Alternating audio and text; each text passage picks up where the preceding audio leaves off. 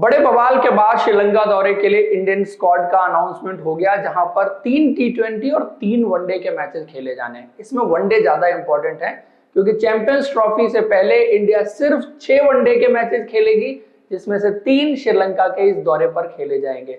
सो तैयारियों के लिहाज से इन 3 मैचेस में जो भी परमिटेशन कॉम्बिनेशन आपको ट्राई करने हैं वो आप यहीं पर करेंगे। तो ऐसे में स्क्वाड और प्लेइंग 11 बहुत इंपॉर्टेंट हो जाती है। तो इस वीडियो में इंडिया की प्लेइंग 11 क्या होगी उस पर हम डिस्कस करेंगे, डिफरेंट परमिटेशन कॉम्बिनेशंस पर डिस्कस करेंगे। अगर आप नए हैं और आपने अब तक हमारे चैनल को सब्सक्राइब नहीं किया तो सब्सक्राइब जरूर करिए, क्योंकि आप सब डेली जुड़ते हैं, वीडियो देखते हैं, लेकिन सब्सक्राइब बिल्कुल नहीं करते। और बात अगर हम इंडिया के टॉप ऑर्डर से शुरू करें तो जो बिल्कुल हिलने वाला नहीं है, रोहित शर्मा कप्तान, शुभमन गिल उप कप्तान और विराट कोहली एट नंबर 3। मुझे नहीं लगता इन 3 खिलाड़ियों के ऊपर किसी को कोई सवाल होना चाहिए। रोहित शर्मा वनडे क्रिकेट में ग्रेट हैं और विराट कोहली ग्रेटेस्ट हैं। तो इन 2 खिलाड़ियों के बारे में अगर आप बात करें, जिस तरह से अभी भी अपनी क्रिकेट खेल रहे हैं, वहां कोई सवाल नहीं है। कुछ सवाल शुभमन गिल को लेकर के उठे थे जो कि शायद उनके टी20 गेम को लेकर के थे, बिकॉज जब वनडे क्रिकेट में आप उनका रिकॉर्ड देखते हैं तो लगभग 62 के आसपास की एवरेज 44 मैचेस में 600, 1350 और कमाल का स्ट्राइक रेट भी रहा है, जिसमें 200 भी उनकी तरफ से देखने को मिला है। सो टी20 शायद उनका स्ट्राइक रेट एक क्वेश्चन मार्क हो सकता है, बट वनडे क्रिकेट में उनका रिकॉर्ड और खेलने का तरीका जो है वो बहुत ही शानदार रहा है। पिछली बार श्रीलंका दौरे पर भी उन्होंने एक सेंचुरी बनाई थी। उसके बाद अगर हम बात शुरू करें और असली कहानी जहां से शुरू होती है वो होती है नंबर 4 की पोजीशन से। वर्ल्ड कप में यहाँ पर कौन खेल रहा था? श्रेयस अय्यर। उनकी जगह इस टीम में बनी है, लेकिन पिछले 6-8 महीने उनके लिए बहुत मुश्किल गुजरे हैं। सेंट्रल कॉन्ट्रैक्ट उनको गंवाना पड़ा, इंडिया के टेस्ट टीम से वो बाहर हुए, टी20 टीम से वो बाहर हुए, लेकिन वनडे क्रिकेट वो फॉर्मेट है जिसमें आप उनको बाहर नहीं कर सकते। पहली चीज उनकी वनडे वर्ल्ड कप में परफॉर्मेंस, और दूसरा आप उनका ओडीआई के फॉर्मेट में 50 ओवर क्रिकेट में ओवरऑल रिकॉर्ड देखेंगे। जो उनका खेलने का तरीका है कि गियर्स बहुत जल्दी स्विच करते हैं, कभी भी एक्सेलरेट कर सकते हैं, वो सब जो क्वालिटीज हैं उनको वनडे क्रिकेट का बेटर बल्लेबाज बनाती हैं। और उनके पास वो टेम्परामेंट भी है कि वनडे क्रिकेट में कैसे पारी कंस्ट्रक्ट करनी है और कैसे आगे लेके जानी है। तो उस लिहाज से श्रेयस अय्यर इस प्लेइंग 11 में हर हाल में होंगे। लेकिन सवाल एक है कि इंडिया ने टैक्टिकली 2023 के वर्ल्ड कप में एक चीज मिस करी थी, और वो थी लेफ्ट हैंडर का आपके मिडिल ऑर्डर में या टॉप 6 में ना होना। वो चीज इस बार ठीक की जाएगी, बिकॉज टैक्टिकल मिस्टेक्स आप कॉम्प्रोमाइज नहीं कर सकते। आप अगर करते हैं तो किसी ना किसी स्टेज पे जाके आपको उसका खामियाजा भुगतना पड़ सकता है। इंडिविजुअल प्लेयर्स को आप साइडलाइन कर सकते हैं, टीम से बाहर कर सकते हैं on the basis of team requirement and combination. तो ऐसे में जब श्रेयस अय्यर भी आ गए, उसके अलावा अगर आपको लेफ्ट हैंडर चाहिए तो वो फिर आप किसके पास जाएंगे? ऋषभ पंत के पास जाएंगे। और मैं आपको थोड़ा पीछे लेके जाऊंगा। अब से 2 साल पहले इंडिया का जो ओरिजिनल कॉम्बिनेशन था, साउथ अफ्रीका के दौरे पर, इंग्लैंड के दौरे पर जहां पर ऋषभ पंत ने 100 किया था, सो रोहित और राहुल ने जो बात तय की थी, भले ही राहुल अब उसका हिस्सा नहीं है, लेकिन Rishabh Pant at number 4 and Shreyas Iyer at number 5, आप वो दौरे उठा के देख लीजिए। कंटिन्यूअस उन पोजीशंस पर ऋषभ पंत और श्रेयस अय्यर को बैटिंग कराई गई थी, जहां पर मुझे लगता है रोहित शर्मा अभी भी इस स्क्वाड का हिस्सा है, इसके लीडर हैं। तो इसी अप्रोच के साथ आप जाएंगे। वो ऋषभ पंत के एक्सीडेंट ने जगह खोल दी थी, जिस पर केएल राहुल आ गए थे और फिर वो 5 नंबर बल्लेबाजी करने लग गए थे। हालांकि उन्होंने बहुत अच्छा खेला, लेकिन वर्ल्ड कप के फाइनल की पारी प्लस उनका स्ट्राइक रेट समटाइम उनके अगेंस्ट जाता है। हालांकि केएल राहुल ने इंडिया के लिए सर्वाइवर की भूमिका निभाई है। जब भी इंडियन टीम का कोलैप्स हुआ, केएल राहुल वाज देयर। चाहे वर्ल्ड कप का पहला गेम ऑस्ट्रेलिया के खिलाफ हो या उससे पहले जो सीरीजेस भी खेली गई थी, बायलैटरल सीरीजेस थी, वहां पर भी केएल राहुल ने इंडियन टीम को उस कोलैप्स से उबारा था। लेकिन अब परमिटेशन कॉम्बिनेशन बदल गया है। आप एक तो टैक्टिकली अपने आप को करेक्ट करेंगे, और दूसरा जो चीज हम लैक कर रहे थे 2023 के वर्ल्ड कप में कि बैटिंग डेप्थ कम थी, अब आप बैटिंग डेप्थ पर भी काम करेंगे। इसीलिए आपने हर्षित राणा को इंक्लूड किया है। 2 ऑलराउंडर आपके पास हैं, अक्षर पटेल और वाशिंगटन सुंदर के रूप में, उनका इस्तेमाल करेंगे।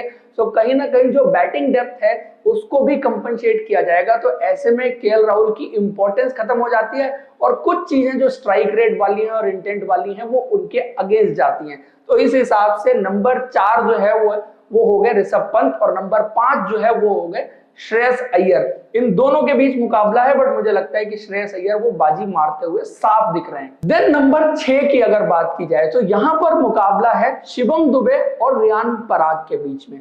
पहले ये बाजी जो है वो शिवम दुबे के फेवर में जाएगी। उसका रीजन है, रियान पराग को आप कभी भी आने वाले टाइम में खिला सकते हैं, लेकिन इस वक्त जो परफॉर्मेंसेस वॉशिंगटन सुंदर की हैं, जो स्किल सेट उनका बॉलिंग में नजर आ रहा है, जहां पर आपको वनडे क्रिकेट में एक विकेट टेकिंग ऑफ स्पिनर मिलने वाला है, प्लस जो बल्लेबाजी भी कर सकता है, तो उनके जैसे खिलाड़ी को आप इस स्क्वाड से बाहर नहीं रखना चाहेंगे।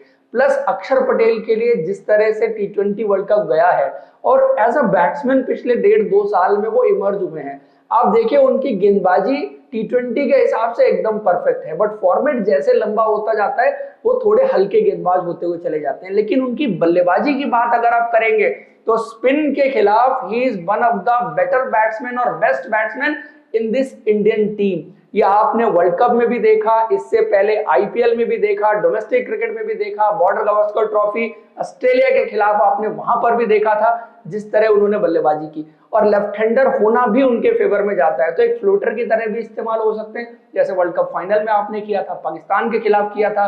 सो टॉप ऑर्डर में जाके नंबर 5 या नंबर 6 पर भी उनको बल्लेबाजी करने का मौका मिल सकता है। सो आप दोनों के दोनों को खिलाने वाले हैं इस प्लेइंग 11 में। Plus Kuldeep Yadav automatic choice हैं, उनके जैसे स्पिनर को आप बाहर छोड़ नहीं सकते। मतलब 3 के 3 स्पिनर खेलेंगे।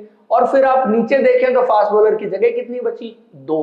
तो जब आपके 2 ही फास्ट बॉलर की जगह बची तो आप तीसरा तो ऑलराउंडर ही सही, शिवम दुबे जैसा ही सही, बट आप उसको जरूर डालना चाहेंगे, बिकॉज 3+3 का कॉम्बिनेशन आप खेलेंगे। यहाँ पर 4 स्पिनर 2 फास्ट बॉलर का कॉम्बिनेशन मुझे नहीं लगता आप खेलेंगे। उसमें दूसरा कॉम्बिनेशन होगा जिसमें आप इसको मेकअप करने की कोशिश करेंगे, लेकिन पहले कॉम्बिनेशन में जो टीम बन रही है उसमें शिवम दुबे एट नंबर 6, अक्षर पटेल एट नंबर 7, जिनकी बल्लेबाजी और गेंदबाजी दोनों का जिक्र मैंने किया, प्लस नंबर 8 पर वॉशिंगटन सुंदर, नंबर 9 पर कुलदीप यादव, नंबर 10 पर अर्शदीप सिंह और नंबर 11 पर Mohammed Siraj. Being a senior bowler, Khaleel Ahmed के ऊपर उनको प्रेफरेंस मिलेगी। लेकिन ठहरिए, यहाँ पर दूसरे कॉम्बिनेशन की बात है जो मैं आपको बताता हूं। अगर आप नंबर 6 पर रियान पराग को खिलाते हैं तो आपको अक्षर, वॉशी, कुलदीप इनको रोटेशन के बेसिस पर खिलाना पड़ेगा। एक एक करके आप एक मैच में बिठाएंगे और उस तरह से घुमाएंगे और नंबर 8 पर लेके आएंगे आप हर्षित राणा को। जब आप हर्षित राणा को ले आते हैं, अर्शदीप हो जाते हैं, सिराज हो जाते हैं, सो 3+3 का कॉम्बिनेशन आपका दोबारा बन जाता है। 2 main spinner plus Riyan Parag, सो एक बार फिर से 3+3 का कॉम्बिनेशन आपका बन जाता है, जहां पर आप देखिए बैटिंग डेप्थ आपको नंबर 8, नंबर 9 तक मिल रही है। साथ में गेंदबाजी के भी आपको 6 ऑप्शंस मिल रहे हैं। लेफ्ट आर्म फास्ट बॉलर भी इस बार आप कवर करके चल रहे हैं जो अर्शदीप सिंह के रूप में आपको मिल गया है।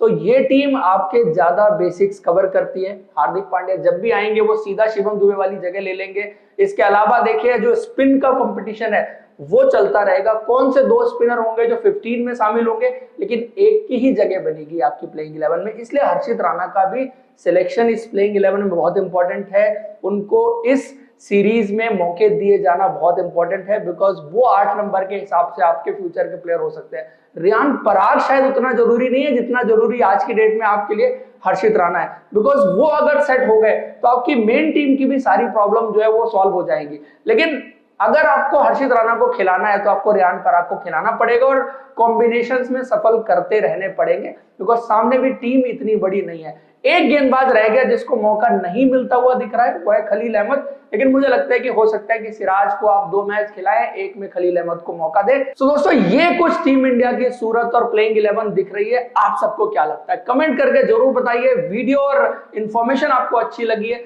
तो लाइक और सब्सक्राइब जरूर करें। Thank you.